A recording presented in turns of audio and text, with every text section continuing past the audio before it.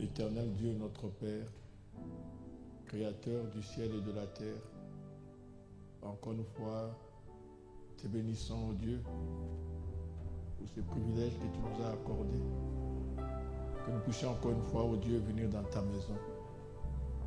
Père éternel, nous sommes ici, Seigneur, pour être transformés de gloire en gloire. Car tu as dit, nous qui avons le visage découvert, nous sommes, Seigneur, transformés à son image, à l'image de Jésus-Christ. Père éternel, dans ta grâce et dans ta miséricorde, donne-nous, Seigneur, encore une portion de plus. Accorde-nous, Seigneur, cette manne cachée. C'est ce que nous désirons tout au fond de nos cœurs. C'est la seule chose qui peut changer et transformer. Merci, Père. Et nous savons que dans cette sémence, oh Dieu, tout ce dont nous avons besoin est là-dedans. Merci, Père. Brise le pouvoir du péché. Accorde à un chacun, Seigneur, la foi véritable, la foi de l'heure. Merci, Seigneur Jésus. Qu'en partant d'ici, nous ne soyons plus les mêmes personnes que quand nous sommes arrivés, oh Dieu. Et reçois la gloire et l'honneur. Dans le nom de notre Seigneur et Sauveur Jésus-Christ, j'ai prié. Amen. Que le nom du Seigneur Jésus soit béni. Amen. Tout le monde se sent bien. Je vous salue dans le nom du Seigneur Jésus-Christ. Vous avez apprécié les spéciaux. Je voulais entendre la sœur Naomi chanter ce qu'elle a chanté. Vous êtes d'accord avec moi? Je m'avance comme un vaillant héros. Hein? C'est mes persécuteurs qui chancellent. Je m'avance dans les camps de l'ennemi. Vous êtes prêts à vous avancer dans les camps de l'ennemi? Et c'est eux qui vont chanceler. Amen. Que le nom du Seigneur Jésus soit béni. Ok, c'est pas grave. Bon, la sœur ne peut pas chanter pour l'instant. Nous allons nous lever pour lire la parole.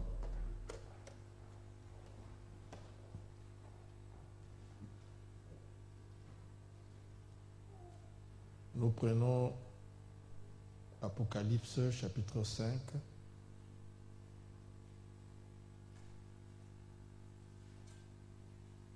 Du premier verset au 10e.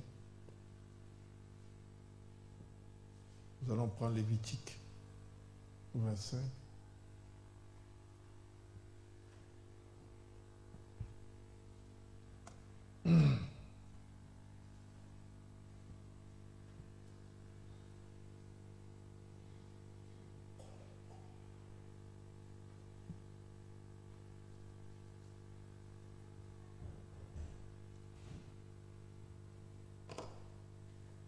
Et je lis l'Écriture.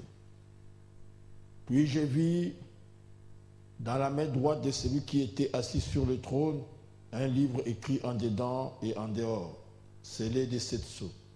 Et je vis un ange puissant qui proclamait d'une voix forte, qui est digne d'ouvrir le livre et d'en rompre les sceaux. Mais nul dans le ciel, ni sur la terre, ni sous la terre, ne pouvait ouvrir le livre, ni le regarder. Et je pleurais beaucoup, parce que nul ne fut trouvé digne d'ouvrir le livre, ni de le regarder. Et l'un des anciens me dit, ne pleure pas. Voici que le lion de la tribu de Juda, le rejeton de David, a vaincu pour ouvrir le livre et ses 7 sceaux. Et je vis du milieu du trône et des 4 êtres vivants, et au milieu des anciens, un agneau debout qui semblait immolé. Il avait 7 cornes et 7 yeux qui sont de cet esprit de Dieu envoyé par toute la terre. Il vint recevoir le livre de la main droite de celui qui était assis sur le trône. Et quand il eut reçu le livre, les 4 êtres vivants et les 24 anciens se prosternèrent devant l'agneau, tenant chacun une harpe et des coupes d'or remplies de parfums qui sont les prières des saints. Il chantait un cantique nouveau en disant « Tu es digne de recevoir les livres et d'en ouvrir les sceaux, car tu as été immolé et tu as racheté pour Dieu par ton sang les hommes de toute tribu, de toute langue, de tout peuple et de toute nation. Tu as fait d'eux un royaume et des sacrificateurs pour notre Dieu. Ils régneront sur la terre. » Nous allons prendre Lévitique à partir du 25e verset, chapitre 25, à partir du 25e verset, jusqu'au 28e.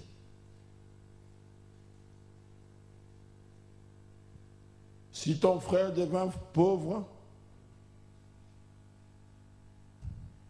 et vend une portion de sa propriété, celui qui a le droit de rachat, son plus proche parent viendra et rachètera ce qu'a vendu son frère. Si un homme n'a personne qui ait le droit de rachat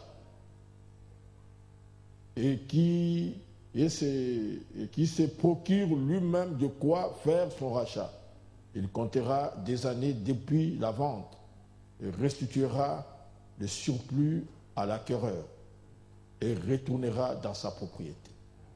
S'il ne trouve pas de quoi lui faire cette restitution, ce qu'il a vendu restera jusqu'à l'année du jubilé dans les mains de l'acquéreur qui en sortira au jubilé. Quant à lui, il retournera dans sa propriété. Amen. Que le Seigneur ajoute la bénédiction à l'étude de sa parole. Vous pouvez vous asseoir.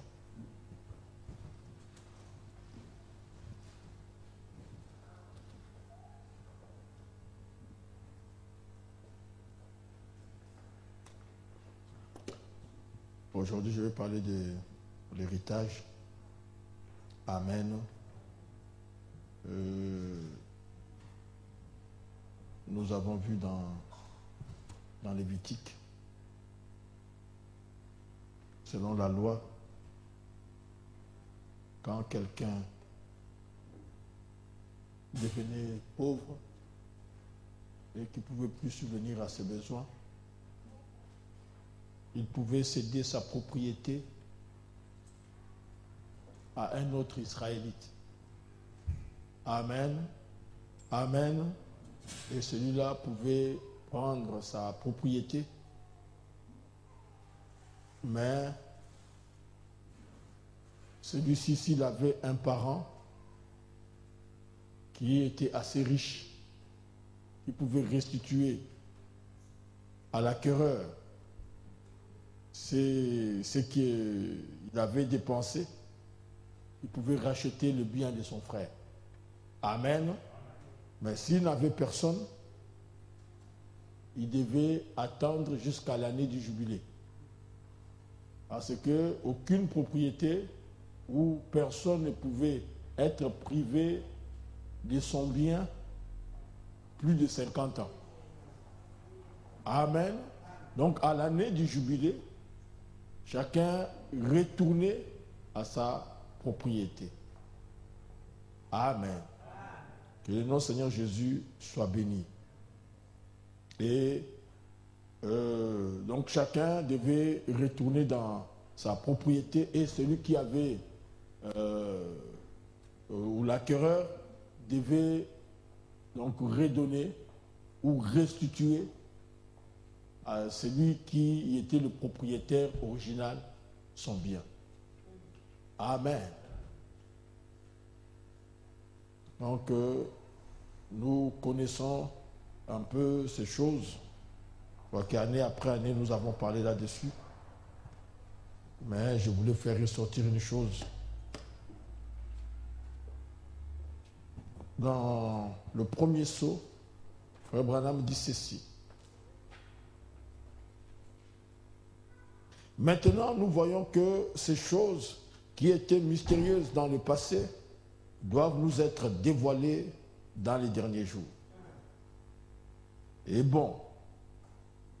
Nous avons aussi vu là qu'aussitôt que Jean a entendu cette annonce qui demandait aux parents rédempteurs de s'avancer et de faire valoir ses droits, il n'y a aucun homme qui a pu le faire, aucun homme dans le ciel, aucun homme sur la terre, aucun homme sous la terre.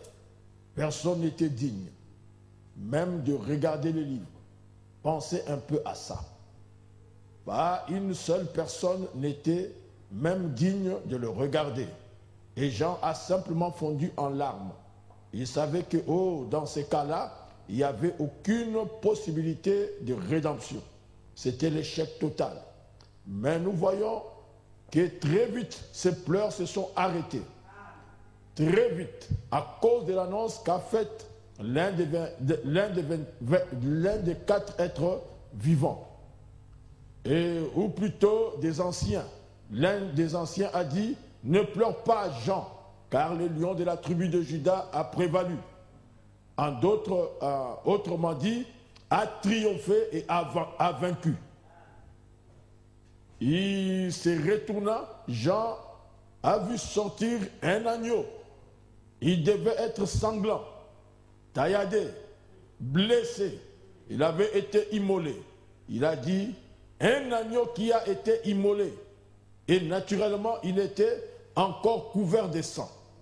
Si vous aviez égorgé l'agneau et que vous l'ayez tué de la façon dont cet agneau-là l'avait été, en tout cas, il avait été mis en pièces sur une croix. La lance dans le côté, des clous dans les mains et les pieds, des épines dans le front. Il était dans un état lamentable. Et cet agneau s'est avancé.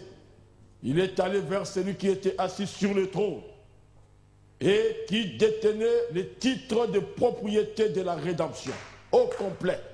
Donc, l'agneau s'avance et il prend le livre de la main de celui qui était assis sur le trône. Il l'a pris et il a ouvert les sceaux. Et il a ouvert le livre. Amen. Et quand ça s'est arrivé, nous avons vu que quelque chose de glorieux a dû se passer dans le ciel.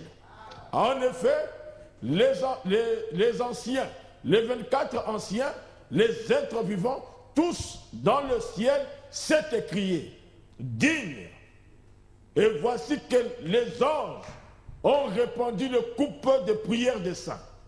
Les saints sous l'autel se sont écriés, tu es digne, ô l'agneau, car tu nous as rachetés. Et maintenant, tu as fait de nous des rois et des sacrificateurs. Et nous gouvernerons sur la terre. Oh là là, voilà donc quand il a ouvert ses livres. Amen. Que le nom du Seigneur Jésus soit béni. Donc comme je le disais tout à l'heure, quand quelqu'un avait perdu son bien, son plus proche parent pouvait le racheter. Amen. Et nous savons comment l'homme avait perdu son héritage que Dieu lui avait donné. Amen. Un héritage, c'est quelque chose qu'on vous a légué, que quelqu'un vous a laissé. Et l'héritage de l'homme, c'était cette terre. Amen. C'était son bien. Mais pour que l'homme puisse gouverner et contrôler toutes ces choses, comme le faisait Adam, il devait avoir la nature de Dieu en lui-même. Parce que c'est la nature de Dieu dans Adam qui faisait que Adam pouvait gouverner et contrôler toutes choses. Il pouvait contrôler les oiseaux du ciel. Il pouvait contrôler les poissons de la mer. Il pouvait contrôler tout. Tout était sous le contrôle d'Adam.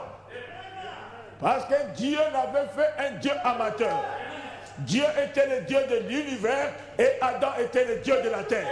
Et remarquez une chose, Dieu n'a jamais enlevé cette chose-là qui faisait d'Adam Dieu. Frère Branham dit, les canaux se sont seulement obstrués. Mais en réalité, la chose là qui faisait d'Adam Dieu, Dieu ne l'a jamais enlevé. Amen. Donc Adam est toujours un Dieu. Alléluia. Que le nom du Seigneur Jésus soit béni. Donc Adam est toujours un Dieu. Tout ce qu'il fallait, c'est qu'il nous fallait un parent rédempteur. Il nous fallait un parent. Alléluia. Quand on a fait des recherches et des recherches, on a remonté l'origine de l'homme. On a commencé peut-être par vous. On a commencé à rechercher. On est arrivé jusqu'à Adam. Adam pouvait racheter ses frères. Mais le problème, c'est que lui-même était de l'autre côté de l'abîme. Parce que Adam, lui, n'est pas venu comme vous et moi. Amen. Je crois que vous comprenez ce que je veux dire. Parce que chacun de nous est venu par un désir sexuel. Mais or, Adam, lui, n'est pas venu de cette façon-là. Lui, il a une parole parlée. Maintenant, remarquez que maintenant, Adam, lui-même, qui pouvait faire le rachat, il s'est retrouvé de l'autre côté de l'abîme. Parce que lui aussi, il avait péché. Alléluia. Mais quand on remonte, on arrive à Adam, c'est ça l'origine de l'homme. Mais on dépasse. On va plus loin. Qui on trouve là? Adam, fils de Dieu. Donc maintenant, à l'origine, c'est Dieu qui est le père d'Adam. Donc le père de la race humaine, c'est Dieu lui-même. Donc notre parent, notre plus proche parent, qui pouvait racheter notre bien, ce n'était que Dieu. Maintenant, Dieu devait devenir un homme. En tant que Dieu, il ne pouvait pas mourir. Parce que la sentence était ceci. Le jour où tu en mangeras, ce jour-là, tu mourras. Donc le prix à payer, c'était la mort. Maintenant, Dieu ne pouvait pas dévier ses propres lois. Et le diable était très content. Parce qu'il savait qu'une fois que l'homme meurt, ses jours sont comptés, il disparaît, il n'y a plus d'espoir. Il n'y avait plus d'espoir. Parce qu'il a vécu ses jours et ensuite il meurt. Mais un jour, il y a eu un prophète. Dieu lui a ouvert les yeux. Il a regardé la nature.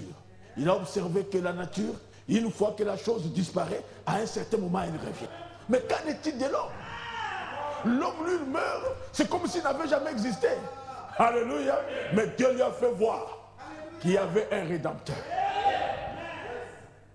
Alléluia. Que l'homme avait un rédempteur. Quelqu'un qui pouvait le racheter. Pour que l'homme puisse vivre à nouveau. Amen. Que le nom du Seigneur Jésus soit béni. Maintenant, remarquez une chose. Quand maintenant l'homme a perdu son héritage, donc les titres de propriété qui donnaient à l'homme,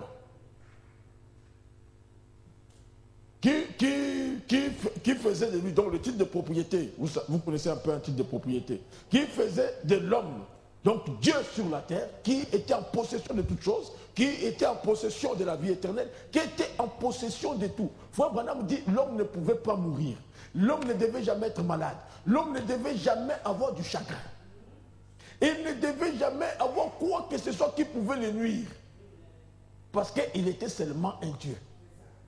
Amen. Mais maintenant, quand il a perdu le titre de propriété, l'homme a commencé à errer.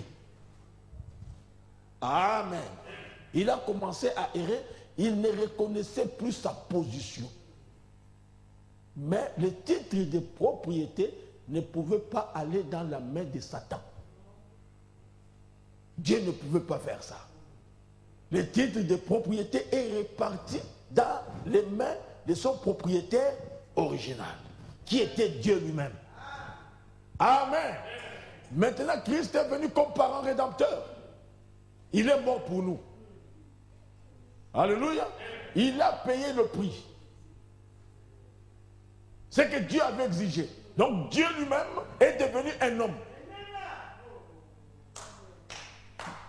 Je veux que vous puissiez comprendre ça.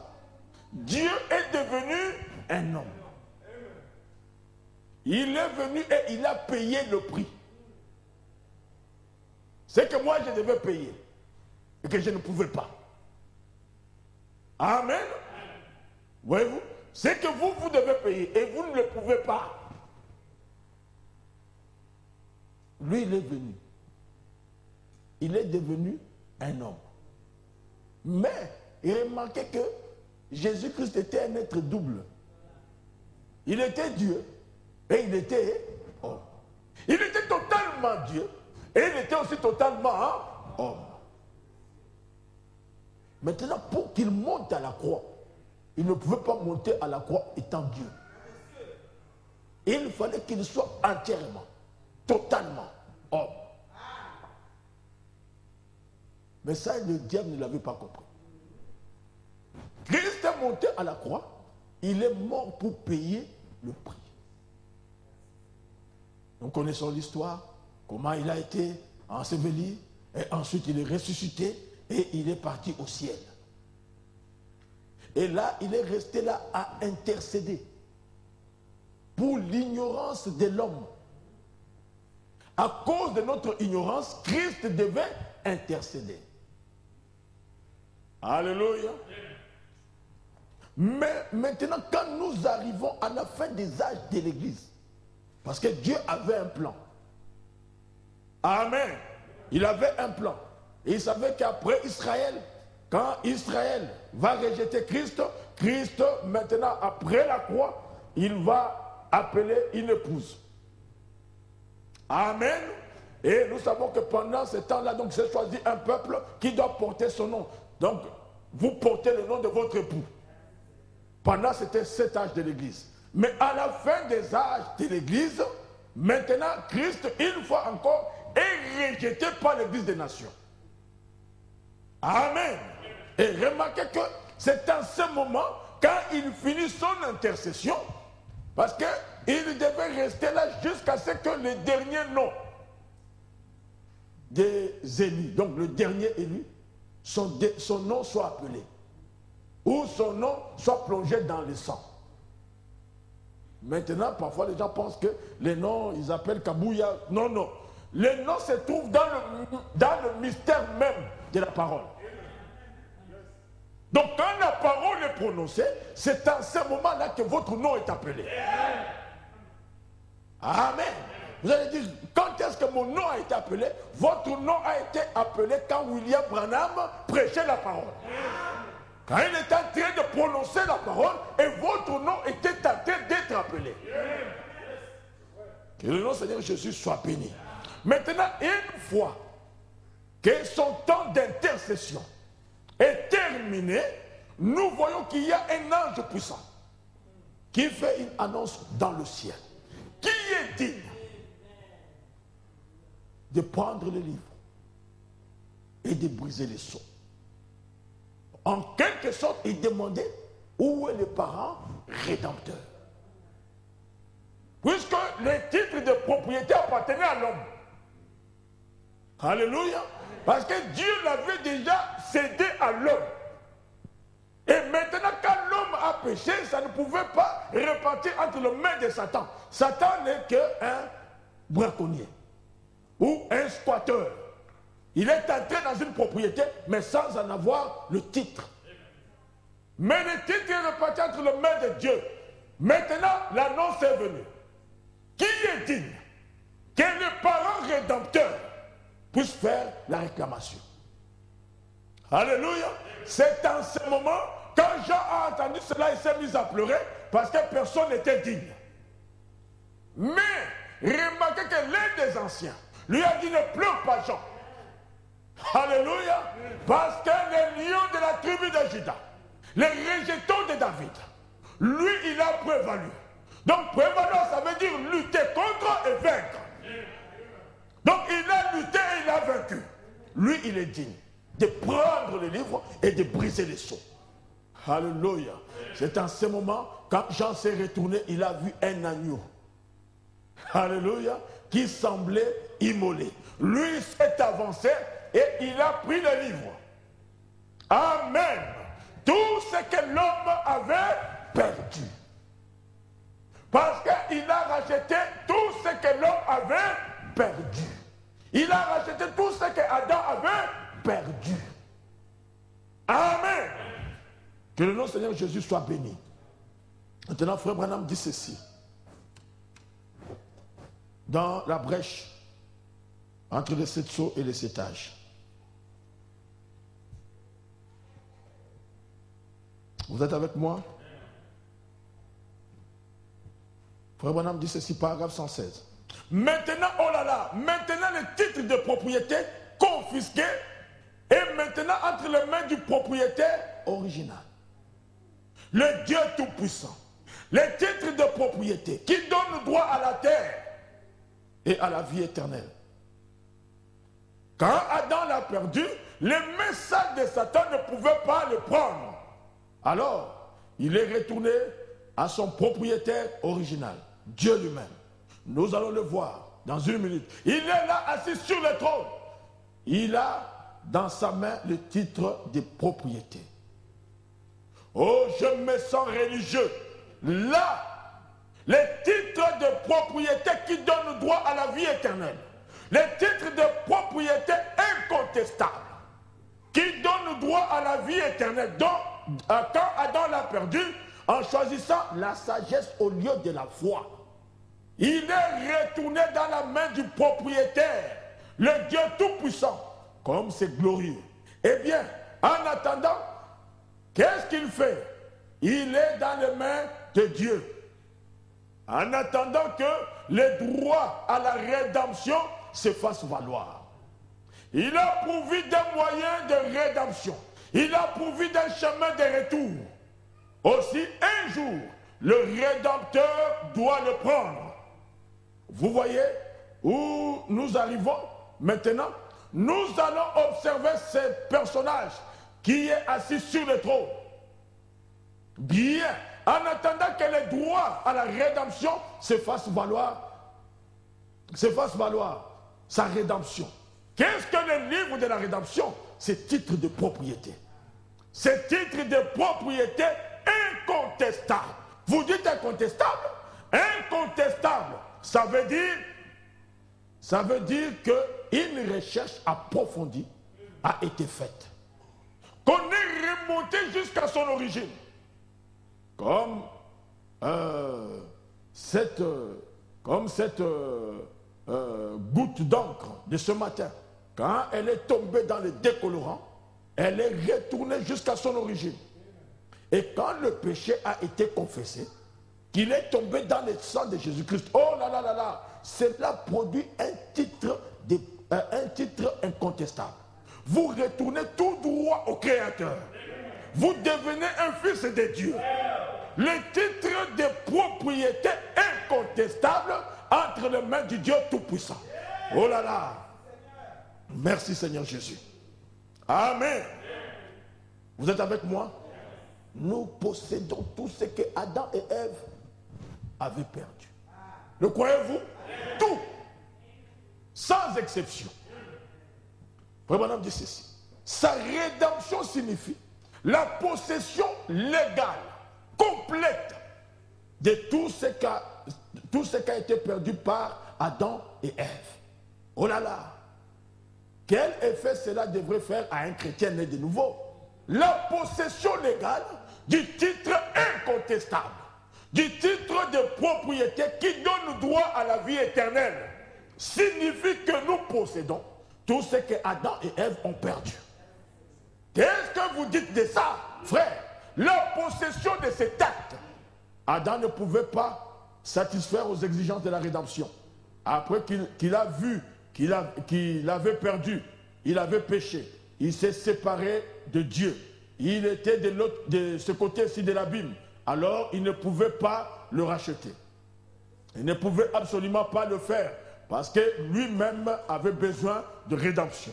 Alors, il ne pouvait pas le faire. Mais la loi exigeait un parent rédempteur. Alléluia. La loi de Dieu exigeait un parent rédempteur. Si vous le notez, le parent rédempteur se trouve dans Lévitique 25. C'est que nous avons lu. Amen. Que le nom du Seigneur Jésus soit béni. Maintenant, remarquez une chose. Que ce titre de propriété qu'Adam possédait, quand il a perdu, cela est parti directement entre les mains du Dieu Tout-Puissant. Amen.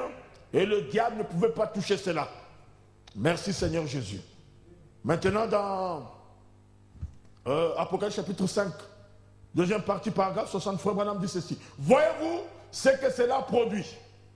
Ces sceaux s'ouvrent et commençant à révéler le plan de la rédemption, montrant comment il l'a fait. C'est entièrement terminé maintenant. C'est presque à la fin. Nous sommes à la fin des temps.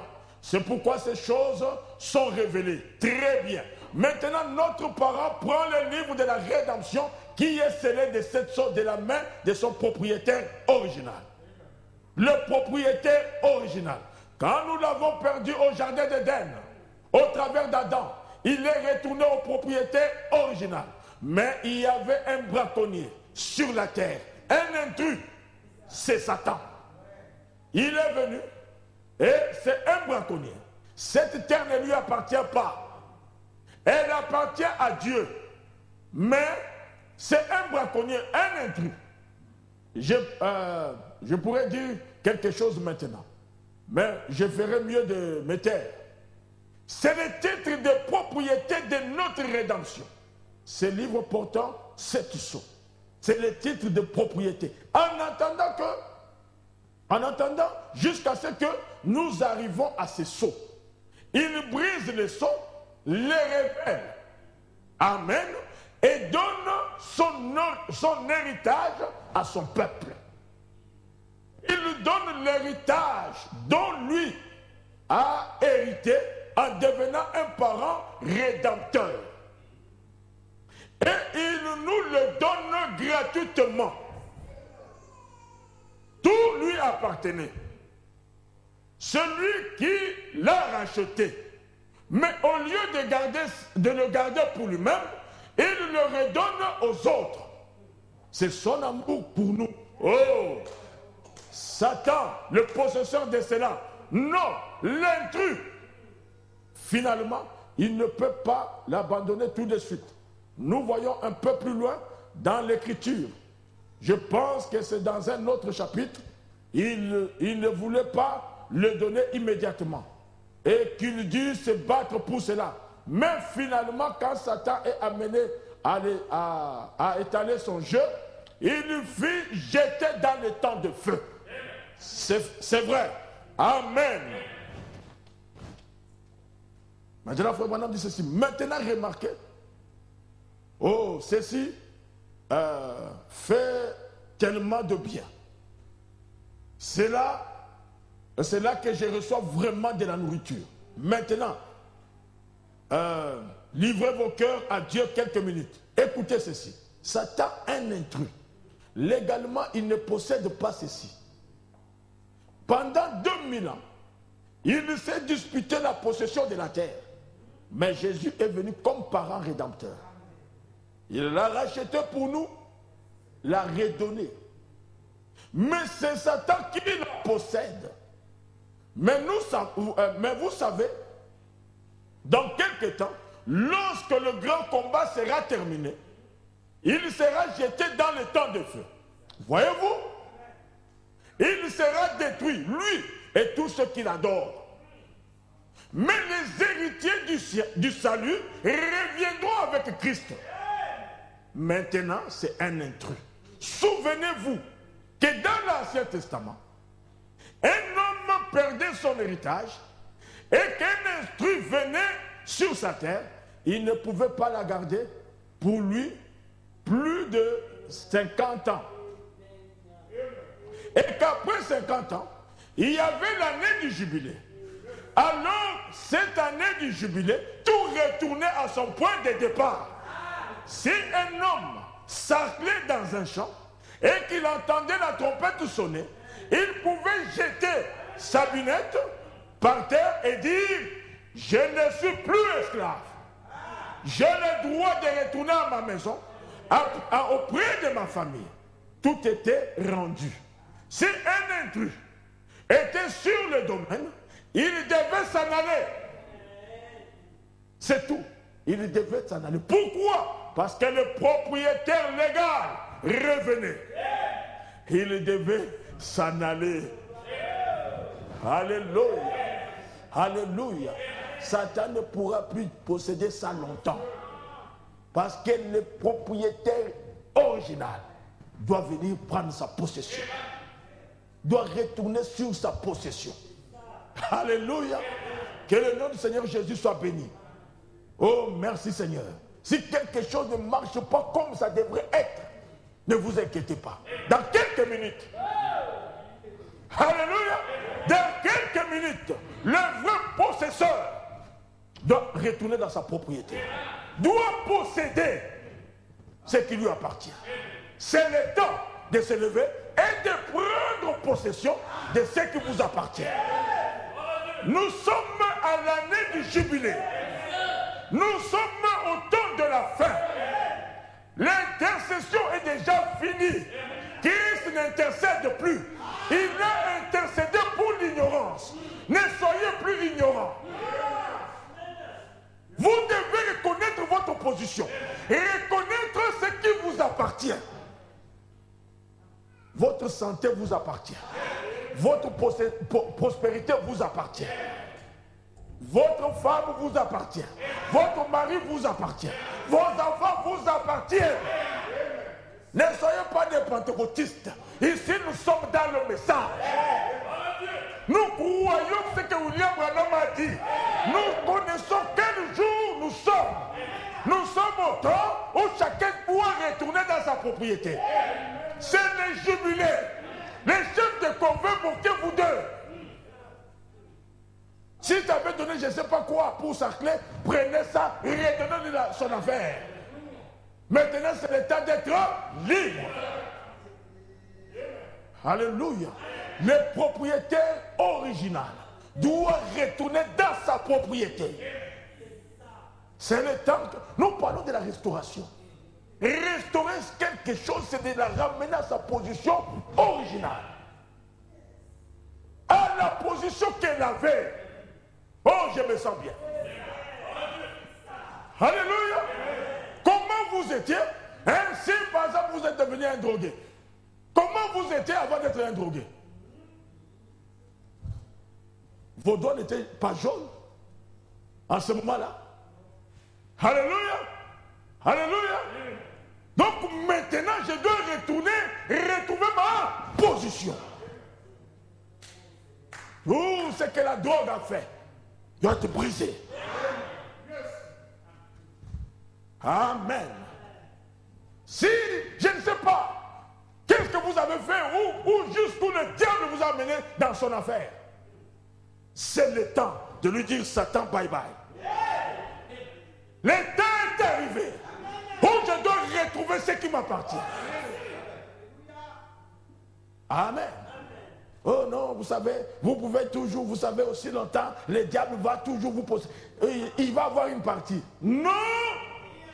En l'année du jubilé, celui qui avait pris la possession de quelqu'un, quand la personne venait, ne lui laissait même pas une portion. Il devait tout récupérer. Alléluia. Que le nom du Seigneur Jésus soit béni. Oh non, vous savez, le péché, comme j'ai parlé hier avec les frères, quand on était encore dans le groupe de prière, il y avait un frère là, il mangeait beaucoup. Alors quand on lui disait, frère, tu manges beaucoup, il dit, laisse-moi, je suis possédé. Voyez-vous? Donc, lui, il est possédé, donc il laisse le diable le posséder pour manger beaucoup. Amen. Mais quand tu crois réellement le message, tu ne peux pas avoir une seule possession. Dieu, lui, ne fait pas les choses à moitié. Oh, Dieu m'a délivré, il m'a délivré juste, comme les gens disent, il m'a délivré de la sorcellerie. surtout les sorciers, quand on les attrape, et puis bon, après, il va dire, Dieu m'a délivré de la sorcellerie. Mais vous allez voir qu'il est toujours adultère. Mais comment Dieu peut te délivrer de la sorcellerie? Il laisse l'adultère. Mais l'adultère n'est pas plus grand que la sorcellerie. Quand il délivre, c'est une délivrance totale. Et Dieu nous a envoyé William Branham pour une délivrance totale. Pas seulement, hein, il ne nous a pas envoyé William Branham pour que nous puissions être des bons chrétiens. Vous savez, c'est un peu comme cela que les gens pensent. Les gens pensent que Dieu nous a envoyé William Branham pour que nous puissions être des bons chrétiens. Ne pas voler, ne pas mentir, ne pas tricher, et des choses comme cela. Quand je suis comme ça, c'est bon. Non, non. Dieu nous a envoyé William Branham pour une délivrance totale. Tout ce qui semble ne pas marcher comme il faut, Dieu doit ôter cela. Remarquez qu'Israël, les diables voulaient leur faire, c'est un type. Quand Dieu a envoyé Moïse, alors le pharaon dit, vous partez, laissez-nous les vieillards et vos enfants. Moïse a dit non. Dieu m'a donné un message d'une délivrance totale. Et frère Branham me dit, Israël a été totalement délivré. Mais pourquoi Israël a été totalement délivré? C'est parce que Dieu leur avait envoyé un prophète total. Il ne leur a pas envoyé un moitié prophète. Alléluia. Moïse avait tout. C'est que Israël avait besoin dans son voyage. Il avait la guérison. Il avait le pardon. Il avait tout. Amen. Et Dieu nous a envoyé un messager. Il nous a envoyé un prophète total. Alléluia. Vous savez, quand on était encore des enfants, à cette époque-là, vous savez, quand j'étais encore enfant, 3 ans, comme ça, 4 ans, on parlait souvent de l'indépendance. Hein, c'était la période où on venait d'avoir l'indépendance. Et vous savez, les papas là qui sont partis à la table ronde pour aller parler avec les Belges pour l'indépendance, quand ils sont revenus, ils avaient des mallettes, comme des attaches-caisses. Alors ils disaient que l'indépendance était dans l'attache-caisse là. Alléluia. Ils disaient que c'était dans l'attache-caisse qu'il y avait l'indépendance. Amen. Dans le sac de William Branham. C'est là à l'intérieur qu'il y avait notre rédemption. À l'intérieur là, il y avait notre guérison. À l'intérieur, il y avait tout. C'est dont on avait besoin. Mais vous savez, l'indépendance là, c'était des choses juste comme ça. Hein? Amen. Mais pour nous, c'est ça la réalité.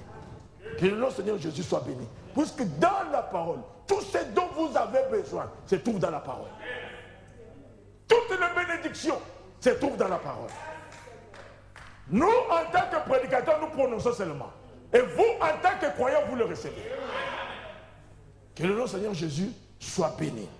Maintenant, nous voyons que là, il y avait un titre de propriété incontestable. Le croyez-vous? Un titre incontestable. Donc, on a fait des enquêtes approfondies jusqu'à son origine. Qui en était le propriétaire? Dieu lui-même. Amen. Mais Dieu l'avait donné à l'homme.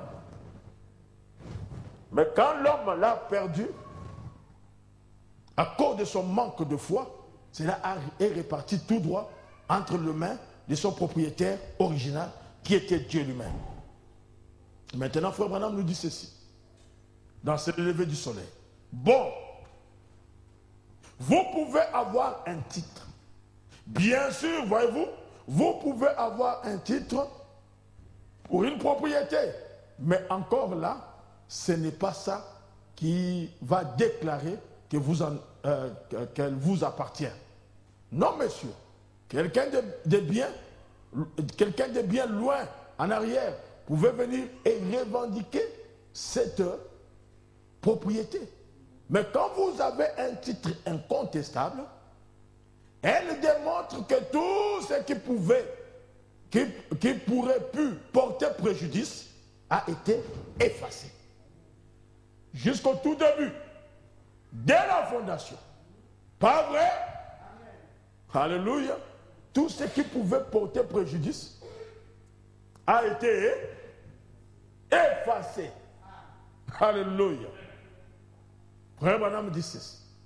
Quand un homme croit, quand un homme a dit qu'il croit la parole, ensuite, quand le Saint-Esprit vient, c'est le titre de propriété incontestable. Et cela vous donne l'autorisation. Quand vous avez un titre incontestable, alors chaque parcelle de cela vous appartient. Tout ce qui se trouve, tout ce qui se trouve vous appartient. Amen. Et c'est ce qui nous donne le titre incontestable. Quand le Saint-Esprit vient sur le titre de propriété. Amen. Maintenant, le titre de propriété, c'est ce que Dieu a dit. Maintenant, il faut que le Saint-Esprit puisse venir dessus. Amen. Quand le Saint-Esprit vient dessus, ça devient un titre incontestable. C'est que Dieu avait vu tout là-bas, avant la fondation du monde. Et donc, il avait inscrit le nom dans le livre de vie. Mais nous étions nés d'un homme et d'une femme, assujettis au péché et coupables du péché. Mais quand j'ai cru, j'ai reçu le titre de propriété. Mais quand le Saint-Esprit est venu, c'est le titre incontestable. Comme quoi, tout ce qui me portait préjudice, que ce soit ma mère qui l'ait fait. Alléluia. C'est un problème, vous savez, c'est un problème de famille. Ou c'est héréditaire. Frère Branham me dit, hein, je reprends. Donc mais quand j'ai cru, j'ai le titre de propriété. Mais quand le Saint-Esprit est venu, c'est le titre incontestable. Comme quoi, tout ce qui me portait préjudice, que ce soit ma mère qui l'ait fait, mon père qui l'ait fait, ma grand-mère qui l'ait fait, alléluia. Oh non, c'est héréditaire. Si ça vient de mon grand-père, une malédiction de la famille, ou de mon arrière-arrière-grand-père, ou de la tribu. Comme les gens qui disent, Cham a été maudit, et nous sommes la descendance de Cham. Oubliez-moi ça. Quand les titres, nous avons les titres de propriété. D'abord, et ensuite, quand le Saint-Esprit vient, il devient un titre incontestable. Maintenant, tout ce qui portait préjudice contre vous, il est né dans le péché. Effacé. Tout ce qui portait préjudice contre vous, oh non, les hommes de couleur, ils ont la malédiction des Cham.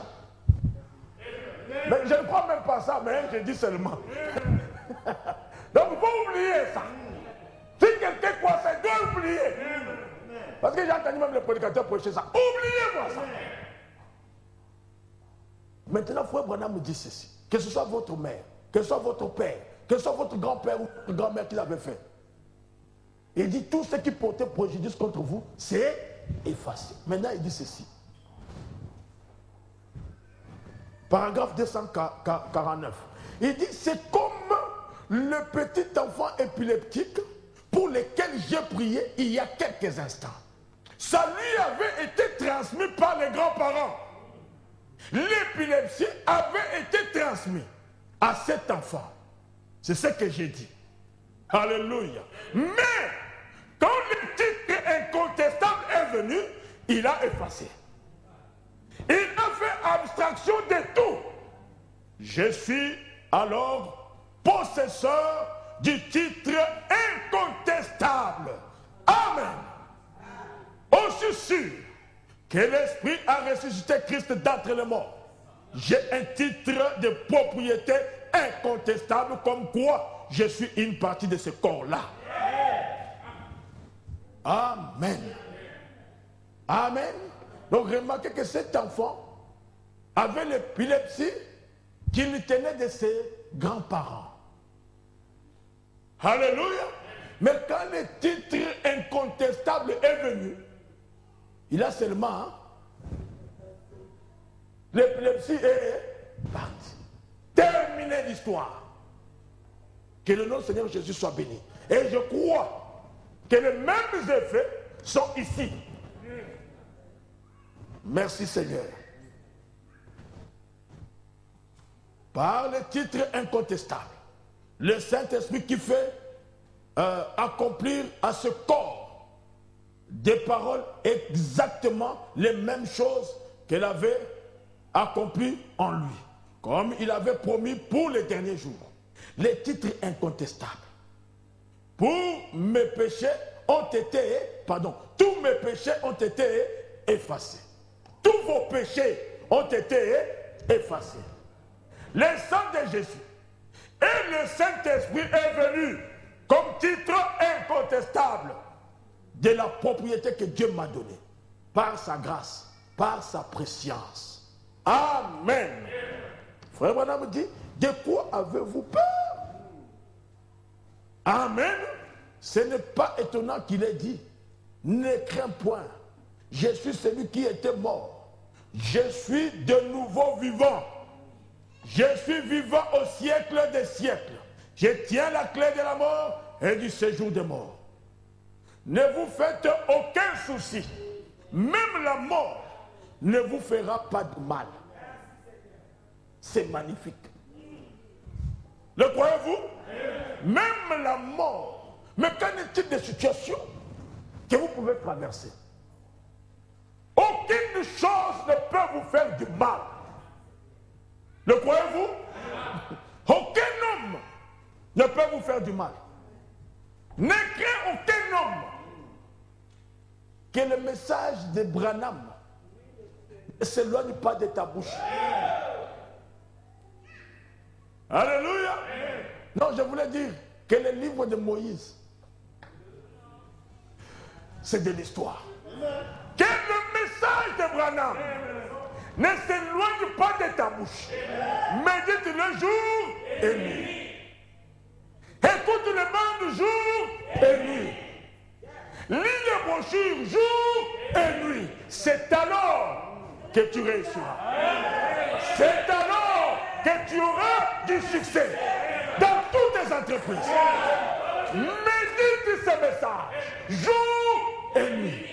Ne crains aucun homme, qu'il soit grand ou petit, gros ou maigre. Alléluia. Peu importe qu'il soit, intellectuel ou ignorant. Alléluia. Religieux ou païen, féticheur ou pas féticheur, quel qu'il soit, ne crains aucun homme. Tout lieu te foulera le plante de tes pieds. Je te le donne.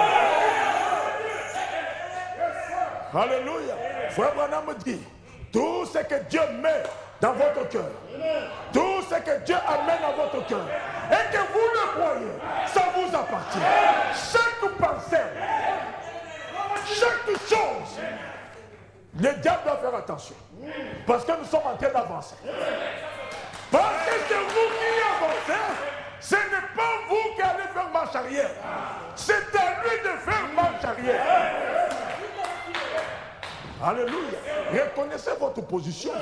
Reconnaissez qui vous êtes. Vous avez entre vos mains les titres incontestables. Comme quoi, vous êtes héritier de toutes choses. Oh, vous allez dire héritier de toutes choses. De toutes choses. Fils de Dieu, héritier de toutes choses. C'est Jésus-Christ, non? Il est fils de Dieu, héritier de toutes choses. Mais nous sommes co-héritiers avec eux. Donc nous sommes héritiers de toutes choses. Commencez à vous exercer là-dedans. Ne soyez pas un fainéant. Dieu ne peut pas faire confiance dans quelqu'un qui ne peut pas essayer. Un poltron, quelqu'un qui a peur. Il y a des gens comme ça. J'ai peur. Et que la chose se présente. J'ai peur. Oh frère, moi j'ai peur qu'on essaye. Est-ce qu'on va arriver? On va y arriver. Nous sommes plus que capables. Par celui qui nous fortifie. Ne crains rien. Oh non, je ne sais pas. Vraiment on va arriver. Non. Il a dit ceci. Fortifie-toi. Prends courage. Que ces livres de Branham, que ce soit critiqué, que ce soit rejeté, que ce soit brûlé, médite-le. Médite-le, jour et nuit. Que ce message de Branham ne quitte jamais ta maison. Joue-le, jour et nuit. C'est alors que tu réussiras. Oh non, vraiment, hein, je ne peux pas faire telle chose. C'est vraiment difficile pour moi. Je ne pense pas que je vais arriver. Que ce livre, que ce message de Branham ne s'éloigne pas de ta maison. Joue les bandes. Joue. Écoute les bandes. Joue. C'est alors que tu réussiras. C'est alors que tu auras du succès. Vous savez, quand vous avez une grande bataille, nous voyons même les nations, quand ils ont une grande bataille à livrer, qu'est-ce qu'ils font? Ils cherchent les armes. Mais nous avons des armes.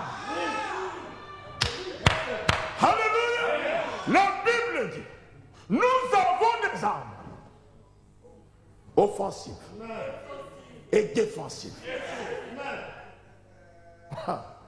Vous savez que défensif c'est pour se défendre. Offensif c'est pour attaquer. N'ayez pas peur. Prenez, équipez-vous. Nous avons des armes. Mais l'arme la plus puissante, plus que la bombe atomique, c'est la parole. Alléluia. C'est ça. C'est avec ça que nous allons attaquer Satan. Nous n'avons pas à craindre. Non, non, cette situation, vraiment, je ne sais pas comment je vais m'en sortir. Quel est le livre de Moïse? Hein? J'ai dit de Moïse. Ouais, c'est le livre de Moïse. Quel est le livre de Branham? Quelle est cette brochure de Branham? Ne s'éloigne pas de ta bouche. Ne s'éloigne pas de toi. Médite le jour et nuit. C'est alors que tu réussiras. Tu veux la réussite? Le diable te fait penser que si tu essaies d'avancer, tu vas échouer. Maintenant, écoute la parole. Que le message de Branham ne s'éloigne pas de ta maison. Que le message de Branham ne s'éloigne pas de ta bouche. Vous voyez combien il est important de parler du message. Combien il est important. Parce que souvent, on a la facilité de parler de la politique. Parce que c'est la politique qui est là. Obama a dit. Et l'autre là-bas a dit. Et vous savez Sarkozy maintenant. Non. Quel est le message de Branham? Qu'est-ce que Branham dit à ce sujet? Qu'est-ce que le message dit à ce sujet? Médite-le jour et nuit. Que cela ne s'éloigne pas de ta bouche. Que cela ne s'éloigne pas de ton cœur. Écoute le message. Vous savez, aujourd'hui, les gens même préfèrent écouter des prédicateurs que d'écouter le message. Moi, je vais vous dire, retournez. Restaurez la chose. Écoutez le message. Écoutez les bandes. Les bandes diront toujours la même chose. Ça va vous nourrir. Amen. Lisez les brochures. Les gens ne lisent plus. Non, lisez. Oubliez ce que les hommes disent. Restez avec le message. Soyez comme les disciples de Bérée. Maintenant, il y a des gens, nous sommes les disciples de Bérée. Ah, vous êtes des disciples de Bérée, comment vous faites? Non, c'est qu'on nous prêche, ce que Branham dit, on ramène ça à la Bible. Ça, ce n'est pas les disciples de Bérée. Ils n'ont pas connu le jour de leur visitation. Amen. Maintenant, l'ennemi va venir, il va tous les détruire. Parce qu'ils n'ont pas connu le jour de leur visitation. Amen. Les disciples de Bérée, ils prenaient ce qu'on leur prêchait, ils ramenaient ça à ce que Paul. Ils devaient vérifier avec la loi ce que Paul disait. Mais vous ne pouvez pas prendre la parole du messager et aller dire que maintenant on va... Non. Tout ce que le messager a dit, c'est ainsi dit le Seigneur. Le ainsi, frère Branham dit, le ainsi dit le Seigneur est dans l'épouse. C'est la parole, c'est le message de l'heure. Vous ne pouvez pas douter d'un seul instant de ce que le messager a dit. Amen. Voyez-vous, n'allez pas entrer dans des choses, puisque nous avons beaucoup de prédicateurs aujourd'hui qui ont des images de la vache qui est en train de brouter l'herbe sur un arbre. Mais cette image n'est pas correcte. Revenez au message. Je restaurerai. Je remplacerai toutes ces années que la Génèque, les asiles, la sauterelle et tout le reste, la Gazam, ont dévoré. Et mon peuple ne sera plus jamais dans la confusion. Alléluia. Pourquoi le messager a parlé? C'est le retour à la véritable foi. Retour aux propriétés originales. Que le nom du Seigneur Jésus soit béni. Amen. Voyez-vous, tout ce qui pouvait peser contre vous, tout ce que le diable avait mis contre vous, tout cela, c'est seulement effacé. Amen. Qui condamnera les élus de Dieu. Merci Seigneur. Frère Branham dit ceci. Le titre incontestable. La dette a été payée. Tout ce qui portait préjudice a été effacé. Oh là là, gloire! J'ai fait peut-être l'imbécile, mais je me sens bien. Remarquez. Voyez? Oh, un titre de propriété incontestable. Rendez-vous compte. Vous rendez-vous compte de ce que ça veut dire? Te rends-tu compte de ce que ça veut dire, frère? Il n'y a rien qui puisse te l'enlever. Amen. Je suis possesseur. Amen. J'en suis le possesseur. Tout ce que Adam avait perdu, je le possède. Amen. J'ai un titre incontestable. Je suis entièrement et totalement un enfant de Dieu. Et rien ne peut m'enlever. C'est là. Que le nom du Seigneur Jésus soit béni. Soyez des véritables croyants. Amen. Voyez-vous? Frère Branham dit ceci. Dans l'instruction de Gabriel à Daniel. Il dit ceci. Bon. Donc nous avons vu qu'il était notre parent rédempteur. Et qu'il a pris les livres de la main du propriétaire original. Un titre de propriété pour la rédemption. Nous l'avons vu. Vous vous souvenez de notre étude. C'est un titre de propriété de la rédemption. Et en plus, c'est un titre incontestable. En effet, Dieu avait exigé la vie en échange de la mort dans le jardin d'Éden. Alors Jésus le juste est mort. Il a pris un titre de propriété. Il a pu briser les sceaux et révéler ce qu'il y avait dedans. Et donner à son peuple l'héritage qui lui appartenait à lui. La vie éternelle dont il avait hérité par ce qu'il avait fait, sa propre vie. Il nous l'a transmis au calvaire. Amen. Il l'a réparti entre nous par le Saint-Esprit. Aucun homme n'a jamais pu avoir même une petite idée de l'amour qu'il a fallu là. Amen. Merci Seigneur. Que le nom du Seigneur Jésus soit béni.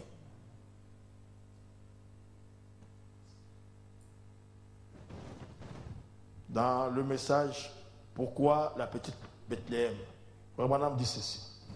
Paragraphe 75. Et le seul moyen pour Christ de racheter la possession d'Israël rétrograde, c'était de devenir un parent. Et la seule façon pour Dieu de racheter la race humaine, c'était que Dieu lui-même devienne chair. Alléluia. Et Jésus était Dieu, qui s'est fait parent de la race humaine. Il était Emmanuel. Il était devenu parent. Il a pris sur lui, non pas la forme d'un ange, mais la forme d'un serviteur qui a lavé les pieds.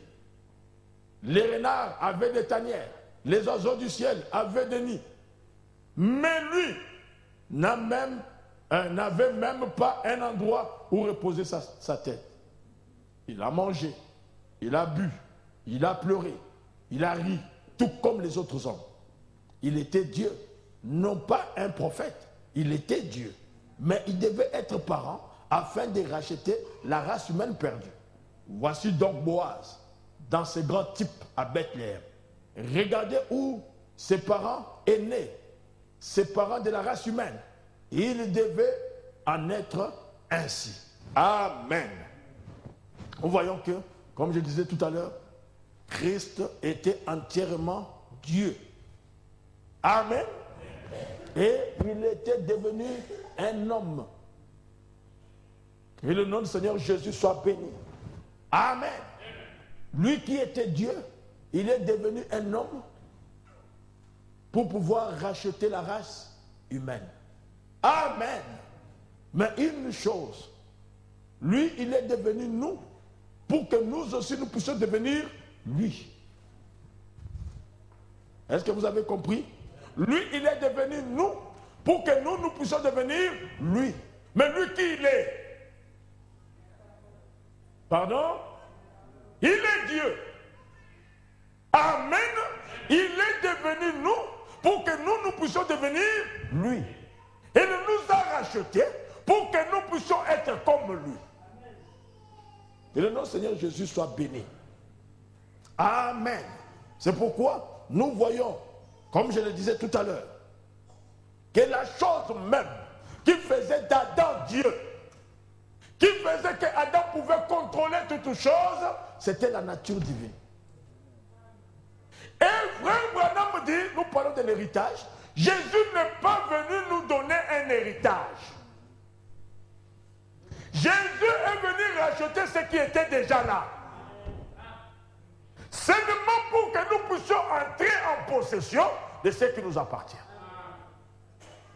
Amen. Pour que nous puissions retrouver notre position. Mais la chose, au départ, la chose était déjà là. Merci Seigneur. Voyez-vous, nous voyons ce que Boaz, qui est le grand type, avait accompli avec Ruth. Amen. Boaz a voulu racheter Naomi. Mais le problème, le cœur de Boaz n'était pas vers Naomi. Le cœur de Boaz était pour Ruth. Quand il a posé la question à l'autre qui avait le droit de rachat, il lui a dit, peux-tu racheter Naomi? L'homme a dit oui, je vais le faire. Alléluia. Et en ce moment-là, Boaz s'est dit, ah, mon plan va échouer. Il lui a dit, sache ceci, si tu rachètes Naomi, tu auras aussi Ruth la Moabite. L'homme a dit, je ne le ferai pas. Alors, Boaz a dit que l'on sache, aujourd'hui, alléluia, j'ai racheté tout ce que mon frère avait perdu. Il ne l'a pas fait en secret. Il l'a fait publiquement. Tout le monde devait voir. Alléluia. Amen. Mais en rachetant Naomi, il a racheté aussi Ruth, la Moabite. Amen. Et remarquez, quelque chose qui était tellement difficile, quelque chose qui était impossible. Merci Seigneur Jésus. Remarquez que quand ils ont quitté la terre de Moab, alors qu'il y avait Orpa, il y avait Ruth et Naomi. Naomi a dit, je vais rentrer. J'ai entendu que Dieu a visité encore la terre d'Israël. Je vais retourner en Israël. Alors vous, restez dans votre pays. Alléluia. Restez dans votre pays. Orpa et Ruth, ils ont dit, nous allons partir avec toi. Alléluia. Alors Ruth a dit, pardon, Naomi a dit, vous savez, vous allez partir avec moi, même si aujourd'hui, je vais avec un homme et que j'ai un enfant aujourd'hui même, mais le temps que cet enfant grandisse, je ne pourrai plus vous donner de mari, je ne pourrai plus faire quoi que ce soit pour vous. Restez seulement dans votre pays. Orpa a embrassé sa belle-mère. Elle est partie. Mais Ruth a dit, où tu mourras, je mourrai. Où tu iras, je serai. Alléluia. Ton Dieu sera mon Dieu. Ton pays sera mon pays. Elle s'est attachée à Naomi. Elle est partie avec Naomi. Donc quand Naomi est rentrée, quand Naomi est retournée dans sa terre, elle n'était pas seule. Alléluia. Elle est revenue avec Ruth la Moabite, la païenne. Naomi, israélite. Ruth, païenne. Alléluia. Remarquez, c'était à quel moment? C'était au temps de la moisson. Alléluia. C'était au temps de la moisson que Ruth et Naomi sont arrivés. Les types ne trompent pas. La même nuit que Israël a été proclamé comme une nation, cette même nuit, l'ange du Seigneur rencontre William Branham pour lui envoyer avec un message. Dieu qui est en train de visiter et Naomi et Ruth en même temps. Parce qu'ils doivent revenir en même temps. Que le nom du Seigneur Jésus soit béni. Oh, merci Seigneur. Et remarquez ceci. Ruth est restée avec Naomi. C'est que Naomi disait, Ruth faisait seulement. Et remarquez, quand Boaz est venu, il a remarqué Ruth. Il a dit, mais cette fille-là, oh, c'est Ruth la Moabite, qui est revenue avec Naomi. Oh, il savait que Naomi, c'était la femme de son parent. Alléluia. Qu'il avait le droit de rachat. Il dit, bon, maintenant faites ceci. Commencez à laisser quelques gerbes pour qu'elle n'aille pas sur un autre champ, qu'elle ne puisse glaner que sur le champ de Boaz. Alléluia. Elle ne devait glaner que sur le champ de Boaz. Quelques miettes que l'Église a eues, quelques miettes, jusqu'à ce que la totalité, qu'à un certain moment, ce n'est plus de miettes, c'est la totalité. Alléluia. Remarquez ceci. Amen. Frère Branham me dit, cette génération ne passera pas. Une génération, ça prend 40 ans. Depuis que Israël a été reconnu comme nation, entre ce moment-là, quelque part, Boaz doit faire valoir son droit de rachat. Alléluia. Que le nom du Seigneur Jésus soit béni. Et nous voyons que Ruth, Frère Branham dit, c'est le type parfait de l'Église. Elle était là, dans le champ de Boaz. La décision de Ruth. Le travail de Ruth. Ensuite, Ruth se repose. Alléluia. Quand Ruth se repose, c'est à ce moment que Boaz prend la relève. Que le nom du Seigneur Jésus, que le nom du Seigneur Jésus soit béni. Amen. Voyez-vous, comme nous avons vu qu'il y a eu 4 messagers de la mort, il y a eu aussi 4 messagers de la vie. Mais le 4e, c'était qui? Dieu lui-même. Le 4e, c'était la parole, Christ lui-même. Que le nom du Seigneur Jésus soit béni. Amen. Voyez-vous, à un certain moment, il devait maintenant racheter Ruth. Amen. Voyez-vous, parce qu'il a posé la question, est-ce que toi tu peux le faire? L'autre a dit, non. Non, il a dit, oui, je peux racheter Naomi. Il a dit, mais si tu rachètes Naomi, tu auras aussi Ruth. Il a dit, non. Amen. Alors Boaz l'a fait public. Amen. Merci Seigneur. Et nous voyons quand maintenant Boaz rachète Naomi, il pouvait maintenant obtenir Ruth. Amen. Et remarquez que quand ils ont quitté la terre des Moabites, alléluia, Ruth avait dit, Naomi avait dit, même si aujourd'hui je vais avec un homme, est-ce que je pourrais vous donner des maris? Et ainsi de suite.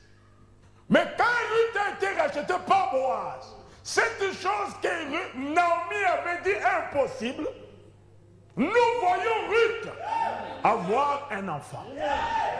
Obed. Et les femmes sont allées chercher l'enfant. Alléluia. Ils ont pris cet enfant. Ils l'ont ramené à Naomi. Et ils ont dit, Naomi, aujourd'hui, on saura qu'il y a eu un rédempteur en Israël. Alléluia.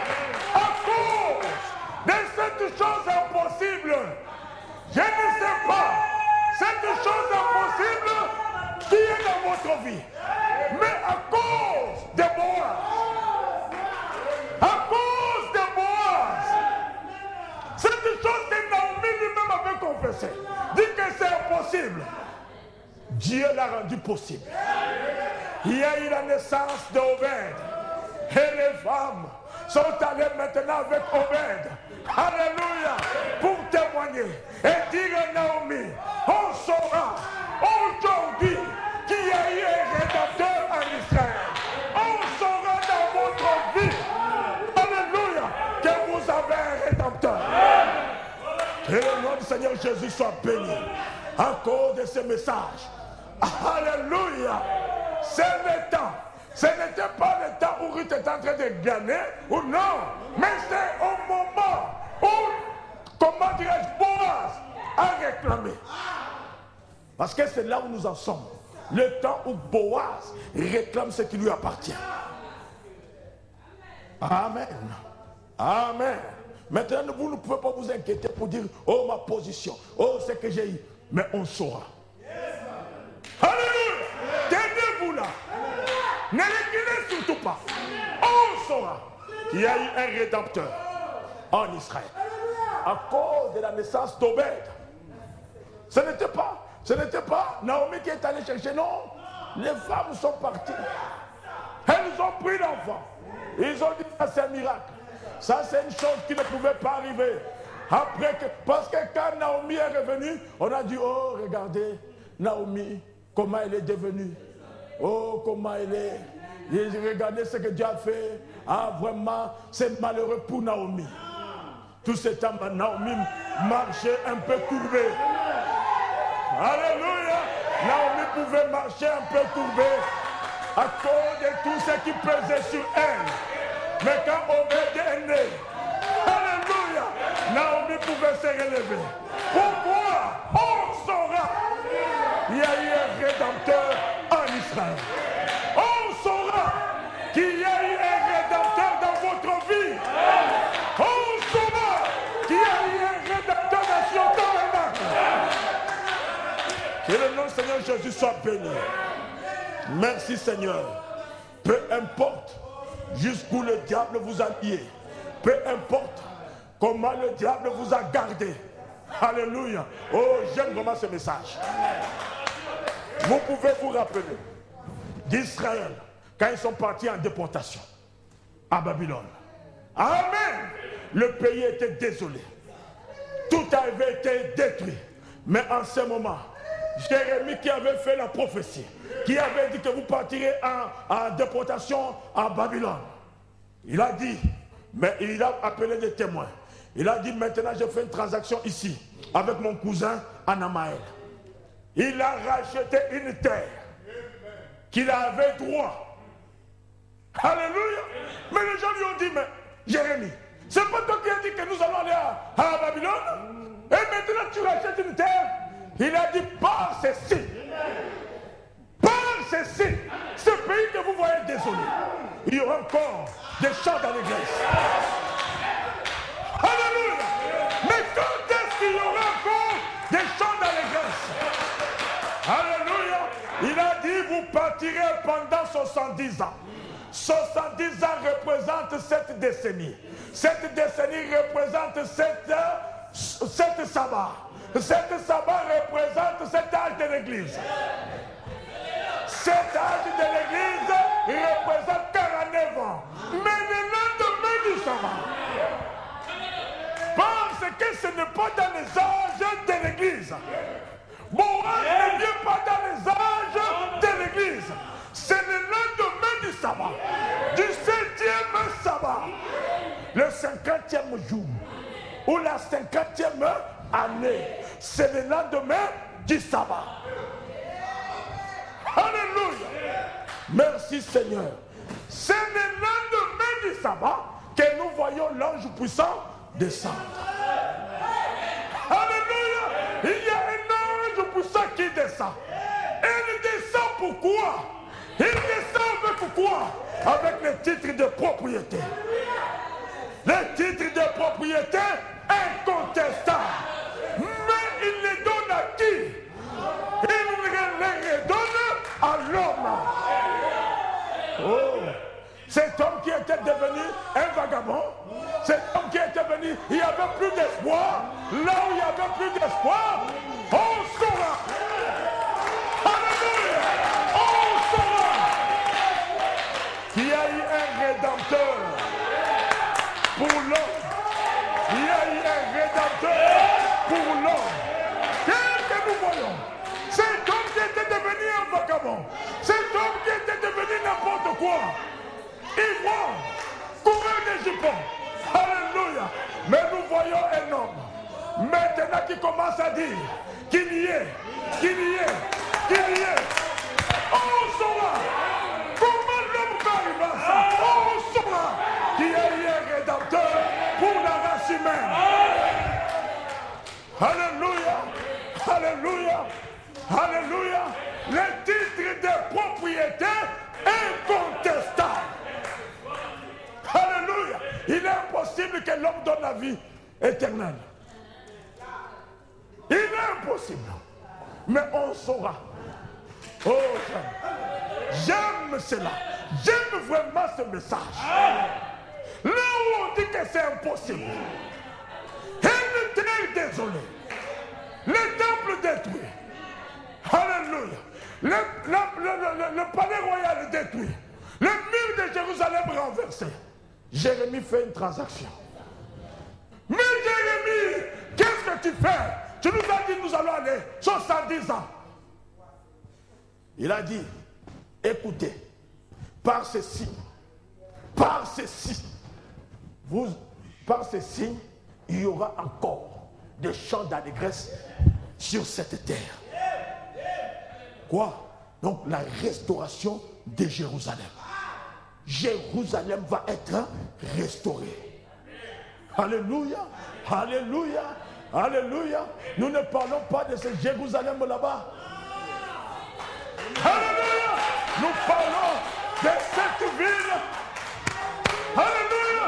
Nous parlons de cette ville à la forme pyramidale. Alléluia. Amen. Oh, que vous êtes les types. Il y aura encore des chants d'allégresse. Je vais encore crier des joies. Peu importe l'ennemi, ce qu'il a fait, on saura.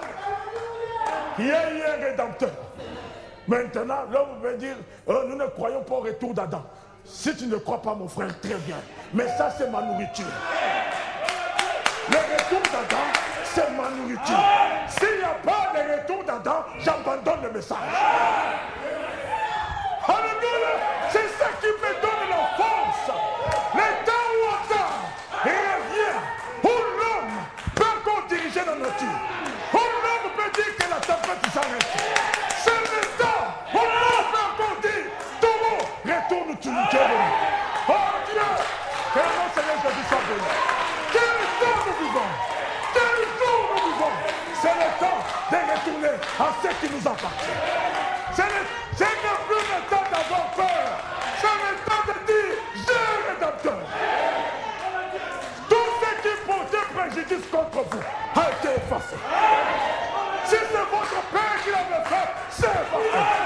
Si c'est votre père qui l'avait fait, c'est effacé. Oh non, je suis un enfant illégitime. C'est mon parent qui l'avait fait. Alléluia. Enfant illégitime ou pas, effacé. Amen. La chose, c'est d'abord le titre de propriété. Laissez le Saint-Esprit venir dessus. Ça devient un titre incontestable. Alors ça efface tout ce qui peut. Toutes les choses qui peuvent. Enfant illégitime, ça efface. Nous sommes dans un jour que l'homme n'a jamais imaginé. Nous croyons un message qui n'est jamais venu à la pensée de l'homme. Ce n'est pas les pensées de l'homme, ce sont les pensées que Dieu avait gardées derrière sa pensée, qu'il révèle aujourd'hui. Et vous pouvez voir tout ce que je pouvais être, tout ce que mes parents ont fait. Mon père devait commettre adultère pour m'avoir.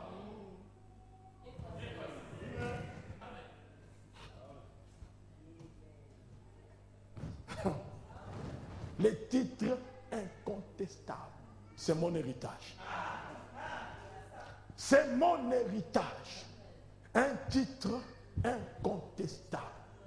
Si ça venait de votre père, ça venait de votre mère, c'était impossible que vous puissiez avoir accès. Naomi avait confessé. Impossible. Si j'allais avec un homme aujourd'hui, ce n'est pas, je ne peux pas avoir un enfant pour vous donner un mari. Orpa, écoutez ça. Dénomination. Frère Branham dit Orpa représente la dénomination. Elle est partie. Mais Ruth, elle s'est attachée à Naomi. Le Dieu était le Dieu d'Israël. Ruth s'est attachée à Naomi. ton Dieu sera mon Dieu. Ton pays sera mon pays. Ton peuple sera. À aucun moment, Naomi pouvait encore arriver à convaincre Ruth. Naomi avait dit, ah, je ne peux plus la convaincre. Je ne peux pas la convaincre. Donc Ruth, allons. Quand ils sont rentrés, ils ont dit, oh Naomi, regardez comment elle est devenue. Oh vraiment Naomi. Et ceci, cela. Les gens pleuraient sur Naomi. Pour tout ce qui lui était arrivé. Son mari mort, ses enfants morts, sans petit-fils. Sans petit-fils. Rien. Alléluia. Mais Dieu, par ceci, il voulait nous donner une leçon. Il voulait nous donner une leçon d'un parent rédempteur. Amen. Alléluia.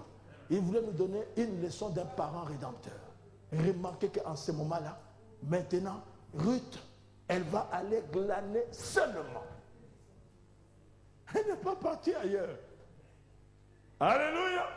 Elle est restée seulement dans les champs de Boaz. Vous connaissez les champs de Boaz? Vous connaissez les champs de Boaz? Le message de l'heure. Ruth est restée seulement dans les champs de Boaz. Boaz l'a remarqué.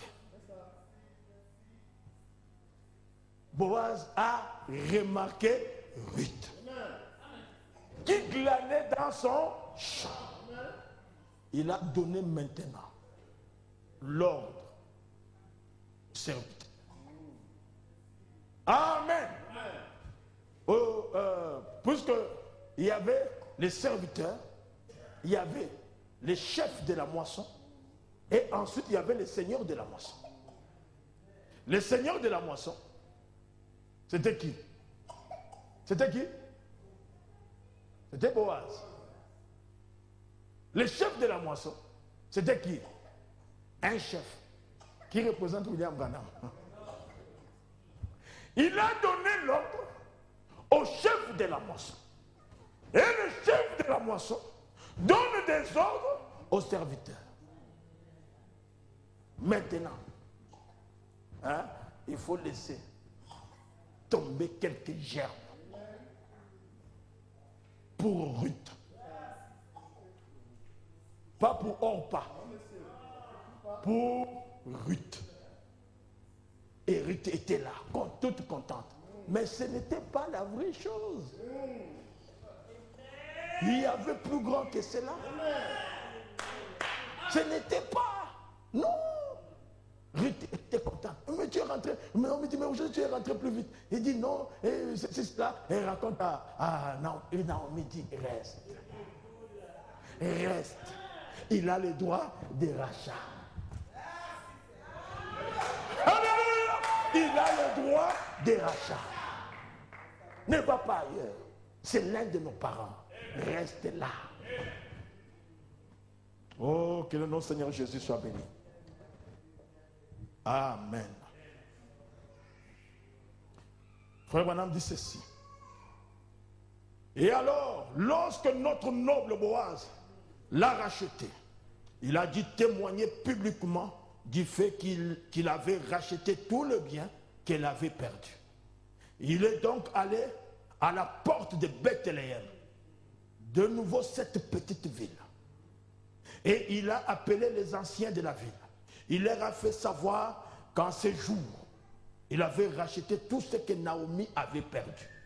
Tout ce qu'elle avait perdu, il l'avait racheté. Il a ôté son soulier. Il l'a jeté en l'air devant les gens, comme signe.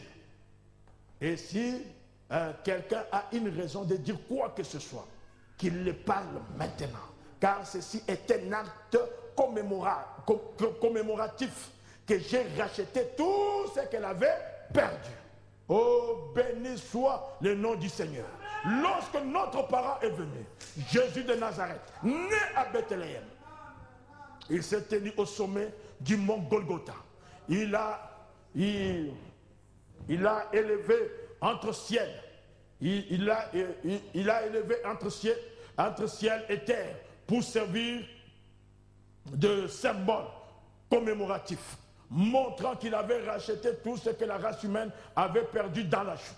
Comment un homme peut-il mépriser la guérison divine et la puissance de la résurrection du Seigneur Jésus-Christ, alors qu'un emblème a été présenté publiquement au calvaire, déclarant,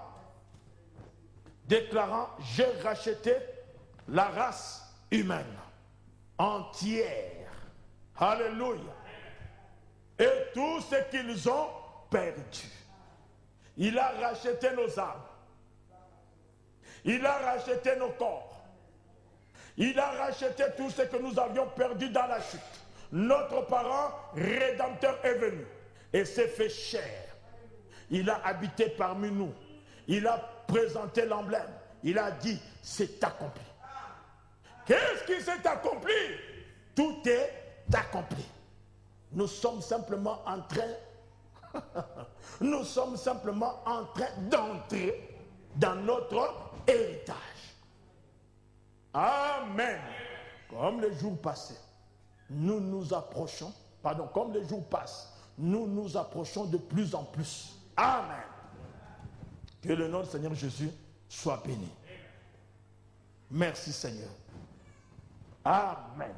Remarquez que nous ne pouvons plus être là comme des enfants ou des personnes qui ne connaissent rien. Le temps de l'ignorance est déjà terminé. Christ a récupéré les livres où il y avait tout le plan. Il a brisé les sceaux. Il est descendu avec ses livres. Il a remis ça à l'homme. Pour que mon peuple ne soit plus dans l'ignorance. Pour que mon peuple ne soit plus dans la confusion. Amen. Ce n'est plus le temps où quelqu'un va venir et vous tromper. Ou vous dire encore que vous ne pouvez pas. Vous pouvez tout. Par celui qui vous a racheté. Vous pouvez tout. Amen. Amen. Alléluia. Jeune. Oh, que je sois, oh non, parce que je suis jeune. Que vous soyez jeune, croyez le message. Vous n'allez jamais le regretter. Que vous soyez vieux, croyez le message. Vous n'allez jamais le regretter. Alléluia. Vous voulez prospérer dans la vie, croyez le message. Vous voulez la réussite, croyez le message. Que ce livre de la loi ne s'éloigne pas de ta bouche. Que ce livre de Branham. Alléluia. Josué, serviteur de Moïse. Maintenant, mon serviteur Moïse est mort. Alléluia.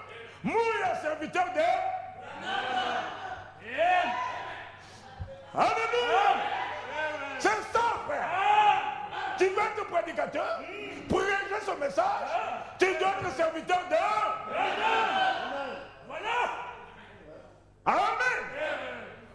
Branham, serviteur de ah oui. Branham, serviteur de Dieu. Mouya, serviteur de Branham. Maintenant, si tu veux réussir, que ce message de Branham ne s'éloigne pas de ta bouche. Ah oui. Ne parlez pas plus de la politique que du message. Vous connaissez plus la politique que le message. Amen. Celui qui veut réussir en politique, qu'il achète des livres de politiciens. Il va réussir dans la politique. Alléluia. Ce n'est pas ça. Celui qui veut réussir en Dieu, qu'il puisse prendre le message de Branham, emmagasine ça. Fais-toi une bibliothèque.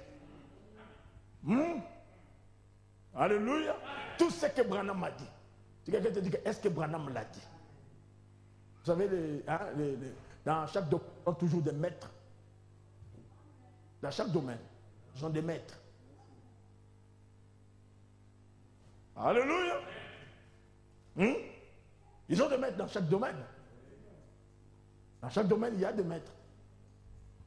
Moi, mon maître, c'est Branham. Amen. C'est ça, frère. Quelqu'un qui a prouvé. Dieu lui-même a prouvé. Il a dit, voilà, le retour. Le roi est de retour. C'est pas ça? J'ai dit quelque chose de faux. Mais le roi de la terre, c'était qui? Mais c'était Adam. Il doit revenir dans son royaume. Comment? Il a dit ceci. En ce jour-là, vous connaissez que je suis dans le Père est en moi et moi en vous. Et vous en moi. Et quand la révélation vient, ça sera vous en moi et moi en vous. Hein? Donc, c'est le triple dessein. Donc, la première chose, Dieu en Christ. Deuxième chose, Christ en l'Église. L'Église. L'Église. Et la troisième chose, retourner le royaume à sa position initiale. Le royaume. Donc il y avait un roi. Dans ce royaume-là. C'était qui? Adam.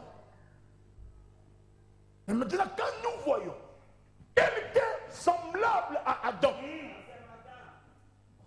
ça veut dire quoi? Ah.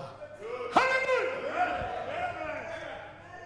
Quand nous voyons quelqu'un semblable à Adam, ça veut dire quoi? C'est le roi de la terre. C'est un chef. C'est un chef. Ah, les gens n'aiment pas des choses comme ça. Chef, roi. Il a fait de nous des rois et des sacrificateurs. Ah, oui, gloire à Dieu. Mais quand on montre, pose le problème, ce n'est pas l'histoire. Quand on montre ce qui est arrivé, un roi sur la terre, gouvernant la nature, gouvernant, hein, créant, comme son père. Amen. Comment vous pouvez être aussi, je ne sais pas, incrédule, hein, qu'on puisse vous tromper? Comme cette fille qui avait dit à son pasteur, trompeur d'homme, Branham avait raison. Tu m'as toujours trompé. Elle est en train de mourir d'une maladie vénérienne. C'est son pasteur qui l'avait trompé. Il avait dit, ce n'est pas grave. C'est que Branham dit, Branham est un ignorant. Mais un jour, elle s'est retrouvée là, face à la mort. Alors elle a dit, elle voyait maintenant où elle allait. Elle a dit, oh, qu'en est-il de mon sort? Les anges vont venir. Mais regardez ce trompeur. Jusqu'à la fin, tu continues à tromper. Les anges vont venir, vont t'amener. Trompeur. Elle lui a dit en face, trompeur d'homme, tu m'as toujours trompé. Et les trompeurs, et les trompés.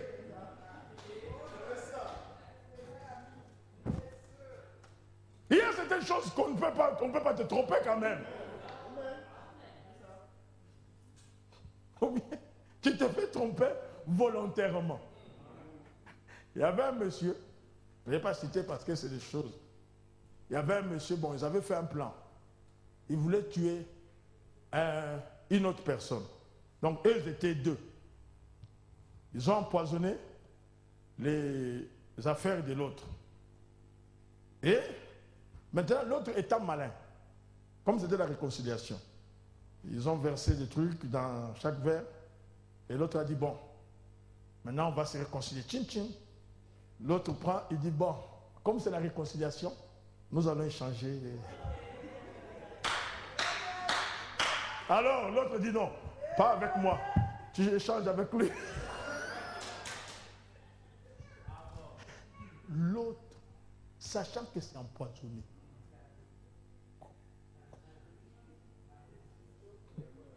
réconciliation. Mais voyez-vous, il y a des gens comme ça. Ils savent qu'on est en train de les tromper, mais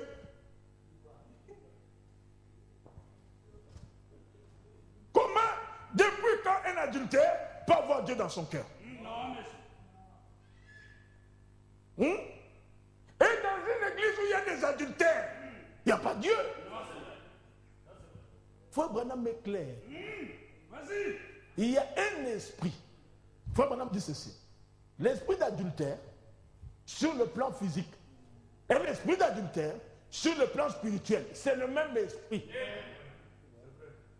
Ce n'est pas deux, non, c'est le même. Quand vous voyez dans une église, le pasteur lui-même vit bizarre, comme adultère. Et dans l'église des adultères, des adultes.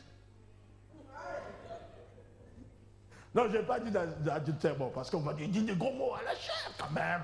Non, dans l'église, il y avait aussi des adultes. C'est des adultes. Mais comment vous pouvez dire que là, il y a Dieu? Alléluia. N'allez pas boire comme le monsieur.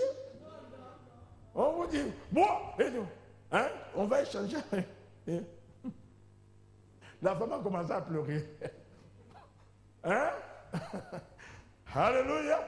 Tu me sers le verre, je te regarde. C'est toi qui as fait le plan. Pourquoi moi je vais mourir? Même toi-même. Sinon, que je puisse mourir entre tes mains, mais je ne peux pas moi-même m'empoisonner. Bêtement, je vais laisser mes enfants. Il y a encore de l'espoir. Aussi longtemps que je n'ai pas encore bu, il y a encore de l'espoir. Je prends ça, je te le redonne. Ou je m'excuse, je vous quitte. J'ai malaise, je pars. Avant que vous puissiez me poser la question, je suis déjà parti. J'ai malaise, chauffeur, ramène-moi vite. Je suis parti. Terminé. Tu restes avec ton père. Ce que vous allez en faire, vous allez en faire.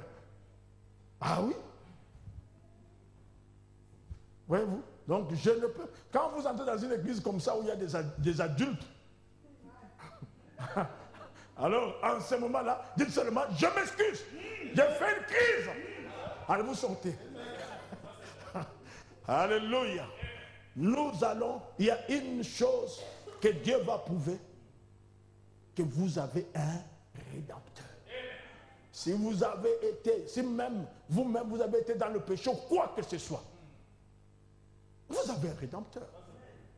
Hein? Tout ce qui pesait contre vous.